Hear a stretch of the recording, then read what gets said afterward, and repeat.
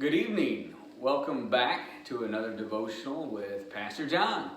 Today I'm coming to you from the book of 2 Samuel, chapter 24, verses 18 and following. It's the very last chapter of the book of 2 Samuel, and we're going to be looking at I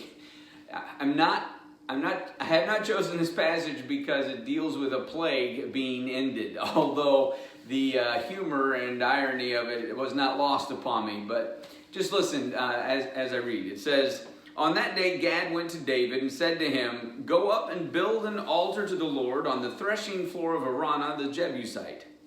So David went up, as the Lord had commanded through Gad. When Araunah looked and saw the king and his officials coming toward him, he went out and bowed down before the king with his face to the ground." Seems wise. Araunah said, "Why has my lord the king come to his servant?" "To buy your threshing floor," David answered, "so I can build an altar to the Lord, that the plague on the people may be stopped."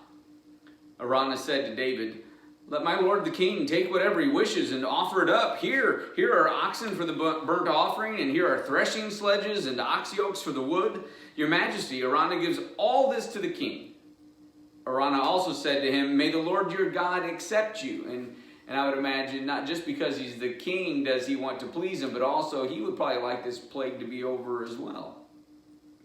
But the king replied to Araunah, "No, I insist on paying you for it. I will not sacrifice to the Lord my God burnt offerings that cost me nothing." So David bought the threshing floor and the oxen and paid 50 shekels of silver for them. David built an altar to the Lord there and sacrificed burnt offerings and fellowship offerings. Then the Lord answered his prayer in behalf of the land, and the plague on Israel was stopped. Now it sounds to me like we need to go buy a threshing floor. But in all seriousness, what I would want to just ask you a couple of very simple questions. Question number one is, what have you sacrificed for your God? You see, King David had the right approach. He said, I'm not going to sacrifice to my God something that costs me nothing.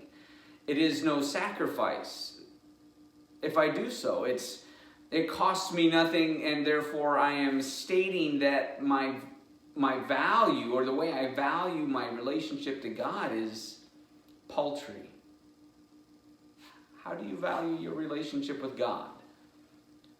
What, if any, sacrifices have you made for Him? How do you do that? And I'd like you to go ahead and ask your family that same question. In what ways do you sacrifice something of value, something that costs you significantly for God and for His kingdom and for His purposes? Because I believe King David was very wise in the way he approached it. He understood that for an offering to be meaningful, it had to be sacrificial. In order for it to be sacrificial, it should be his sacrifice, not somebody else's. So I leave you with that. What have you sacrificed for God, for His kingdom, for His work? And what are you willing to sacrifice in the near future that His kingdom may grow? May the Lord bless you and keep you. May He cause His face to shine upon you and be gracious unto you. And may you also then be like Him and seek to bless the world around you. I hope you have a very good night.